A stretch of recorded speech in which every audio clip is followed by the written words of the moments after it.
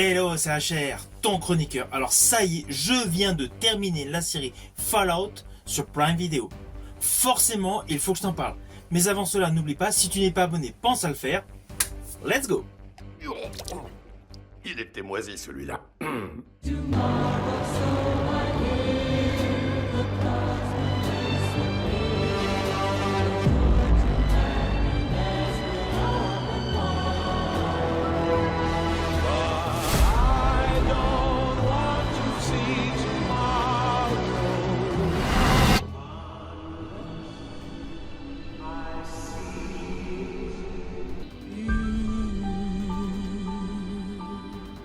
Bien évidemment, pour vous parler de la série Fallout disponible sur Prime Video, je suis obligé de vous faire un petit récap par rapport à la série de jeux Fallout. Alors principalement, cette série de jeux a deux gros segments, on va dire, à tempérament différents. Il y a le début du Fallout avec un côté très macabre, très sombre. Et il y a un côté beaucoup plus sucré qui appartient essentiellement à Fallout 4.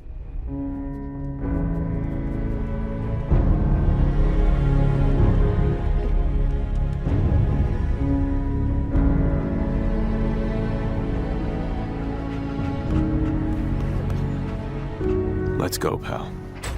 Même si déjà il y avait une réelle transition avec le Fallout 3.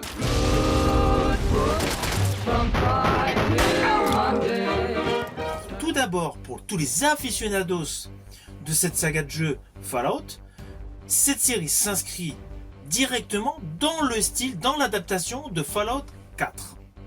Alors on va pas se mentir, qui dit adaptation de jeu en série ou en film, il y a toujours une grosse inquiétude qui intervient. Et bien là, je tiens à vous rassurer, c'est une très bonne adaptation. Prime Video a parfaitement adapté la franchise Fallout. Alors l'histoire de base est la suivante. Il y a eu donc une guerre nucléaire avec de nombreuses bombes qui ont éclaté de par le monde.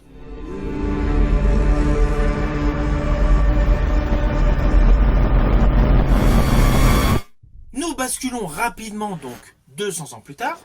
200 ans plus tard, il y a une partie de la population qui vit dans des abris donc souterrains et une partie de la population qui vit dans des abris au-dessus. Nous découvrons donc une communauté qui semble s'être échappée des années 60, je dirais 50-60, qui vit donc en souterrain, en sous-sol, et il y a une communauté donc qui vit à l'extérieur en fait. Une communauté beaucoup plus vaste qui vit à l'extérieur, donc au contact des radiations restantes. Ça c'est le décor principal donc de cette série. D'ailleurs, la scène d'ouverture au tout début va tout de suite vous plonger dans l'histoire, car nous découvrons donc le personnage du cow-boy qui fait un petit spectacle d'animation donc chez une personne fortunée dans son jardin. Et là, pendant que les gens sont en train de manger et boire, lui il est en train de ranger son matériel et là les bombes commencent à éclater donc aux États-Unis. De ce fait, nous voyons ce cow-boy donc effaré par ces explosions multiples. Il prend sa fille dans ses bras. Et le plan séquence s'arrête sur un zoom sur son visage. Et là donc nous basculons 200 ans en avant. Alors assez rapidement, je vous ai dit, il y a une communauté qui vit donc en sous-sol, ambiance donc années 50. La condition humaine est un peu particulière, il y a des mariages forcés, et voilà, tout le monde est obligé de manger à la même heure, enfin voilà, tout est cadré, très militarisé, mais tout le monde est content parce que tout le monde se dit c'est super, au moins nous pouvons vivre et nous ne manquons de rien. Là, il se déroule un incident. Alors, ne vous inquiétez pas, je ne vais pas du tout vous dire ce qui va se passer comme incident. Je n'irai pas plus loin d'ailleurs sur les importantes lignes scénaristiques de cette série. Vous me connaissez, je ne vais pas du tout vous spoiler. Mais je tiens juste à vous préciser qu'à partir de ce moment, donc, il y a un personnage féminin qui se dégage, Lucy, et celle-ci va devoir sortir de ce monde donc appartenant au passé, donc les années 50-60 en atmosphère, je veux dire, pour se retrouver dans un monde chaotique, dans un monde post-apocalyptique, soumis aux radiations qui planent. Celle-ci forcément va faire un voyage qui va complètement lui changer son raisonnement et essentiellement lui faire voir les choses sous un autre angle. Alors comme dans les jeux, vous allez retrouver la confrérie d'acier avec un personnage qui va se détacher, Maximus. Je ne vais pas vous dire comment il va se dégager, c'est pareil. Ne vous inquiétez pas. Voilà, il y a donc le petit clin d'œil par rapport à la confrérie d'acier. Il y a de nombreux clins d'œil pour tous les aficionados de la saga de la franchise Fallout qui sont disséminés tout au fil des épisodes. Épisodes qui sont au nombre de 8. 8 épisodes naviguant de 3/4 d'heure à 1 heure, voire un peu plus d'1 heure. Alors sincèrement, cette série donc respecte vraiment les fondements de la série de jeux Fallout. Il y a une réelle fidélité par rapport à la série de jeux. Alors on peut se demander pourquoi. Donc principalement, nous découvrons essentiellement donc, la jeune femme Lucy. Surtout qu'à la base, dans les jeux originaux, donc il y avait donc une première étape où on choisissait donc le personnage, et après, au fur et à mesure que les jeux Fallout ont évolué, nous pouvions donc façonner le personnage que l'on voulait être avec les traits qu'on souhaitait. Là, même si plusieurs protagonistes se dégagent en avant, tout au long des épisodes, il est évident que l'atout principal, que le rôle principal est essentiellement celui du personnage Lucy. Lucy qui a un visage très candide, d'ailleurs, par le biais de son visage, elle incarne donc totalement l'innocence. Innocence totalement antagoniste par rapport à ce monde post-apocalyptique qui est totalement cruel, barbare, sauvage. Car oui, au fur et à mesure qu'elle va progresser donc dans la série, qu'elle va progresser au fil des épisodes, il va y avoir constamment ce parallèle, brutalité, sauvagerie et innocence. Le doux mélange coexiste du début jusqu'à la fin de la série. Alors côté casting, je vous invite à regarder, c'est disponible sur YouTube, la présentation des principaux personnages de cette série. Personnages principaux qui sont essentiellement donc Lucy, donc la jeune femme donc, candide, qui donc a vécu toute sa jeunesse, toute sa vie pratiquement dans un monde souterrain. Parallèlement, vous allez découvrir donc Maximus. Maximus, autre personnage important donc, de cette série, qui lui appartient au monde d'en haut, monde qui a subi donc beaucoup d'atrocités. Lui n'a pas du tout été élevé avec une abondance de nourriture. Lui, ce qu'il a connu, c'est essentiellement la brutalité, la sauvagerie et la rudesse de la vie. Et en troisième personnage emblématique de cette série, nous retrouvons la Ghoul. Alors, honnêtement, en ce qui me concerne, c'est le personnage que je préfère. Ah oui, il a un côté très fantastique, très surnaturel. Mais c'est un personnage voilà, que je trouve beaucoup plus attachant. Même si les personnages de Lucy et de Maximus sont bons. Mais c'est indéniable, dans cette série, je préfère le personnage de la Ghoul. Alors la Ghoul, qui a une prestance et un charisme qui fait penser aisément à Clint Eastwood dans les western spaghetti. Et d'ailleurs, sur une partie de cette série, l'ambiance cowboy, l'ambiance Far West est là. Je pense à une des scènes où nous voyons donc la Ghoul dans un échange de tirs, donc dans une espèce de ville post-apocalyptique. Et je pense essentiellement à beaucoup de plans séquences que j'ai particulièrement aimés de l'épisode 7, avec une abondance de visions sur le désert. Il y a un côté très cow-boy, très Far West. Et en ce qui me concerne, ce côté cow-boy, je kiffe. Alors je rajouterais par rapport à donc, tout ce casting qui est hétéroclite, il y a une réelle histoire.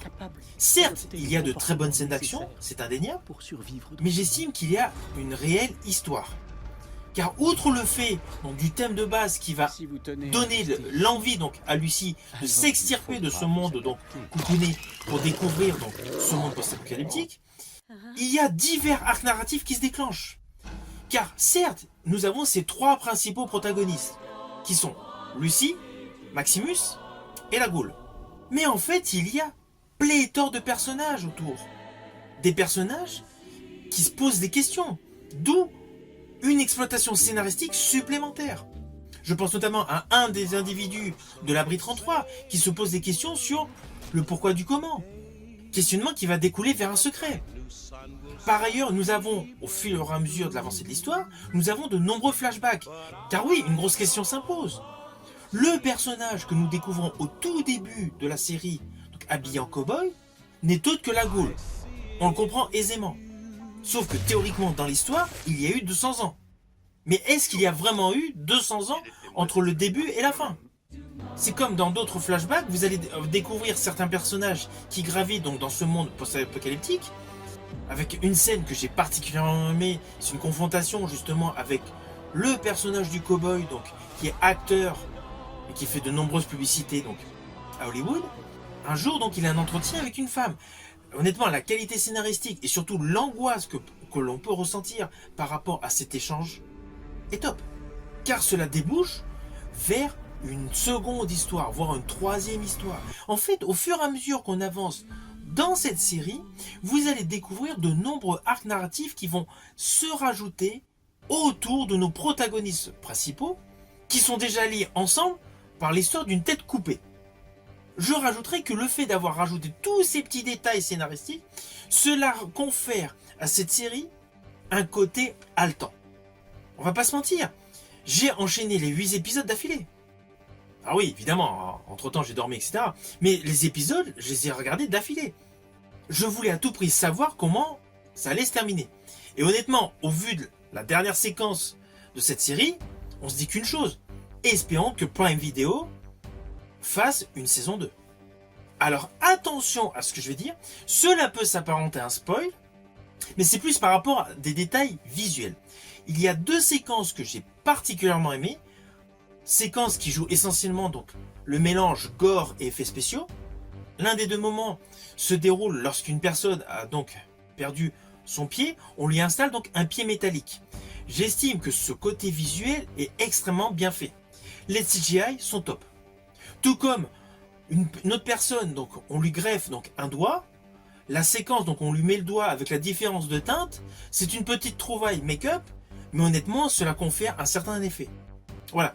Ce n'était pas 2 gros spoils de folie, mais c'est vraiment 2 spoils que j'ai particulièrement aimés, qui mettent en exergue l'utilisation de CGI et de make-up de très bonne qualité. Alors oui, concernant la réalisation, elle est extrêmement belle. La qualité photo est belle. Toute la photographie et le travail de la colorimétrie est top.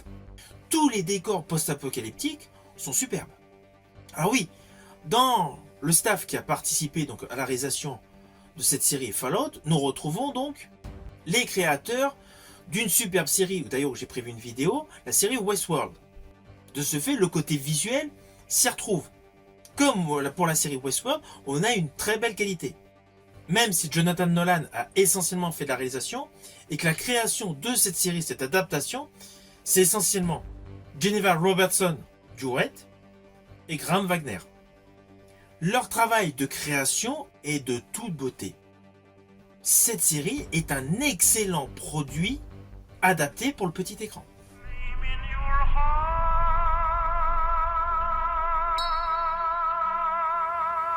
Alors je rajouterai qu'il y a un petit détail supplémentaire que vous pouvez découvrir pour chacun des épisodes. Un détail qui rajoute qu'il y a eu un vrai travail soigné concernant le graphisme, la photographie et les effets spéciaux et les effets visuels. C'est qu'en fait le mot Fallout est écrit de manière différente, avec une structure différente, avec des petits effets différents pour chacun des épisodes. Et juste le fait d'avoir travaillé sur le titre pour chacun des épisodes précise vraiment qu'il y a eu un travail soigné et dynamique sur cette série. Ils veulent tous sauver le monde, sauf que... ils sont pas d'accord sur la manière.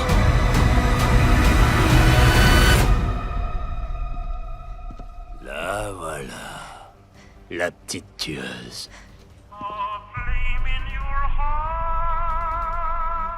Alors au final, forcément, je t'invite à découvrir cette série sur Prime Video. C'est une très bonne série d'anticipation. Tout le côté post-apocalyptique et la trame centrale est bonne. Si tu as aimé ma vidéo, n'oublie pas, petit pouce vers le haut, pense au partage. Quant à moi, je te dis à bientôt pour une prochaine vidéo.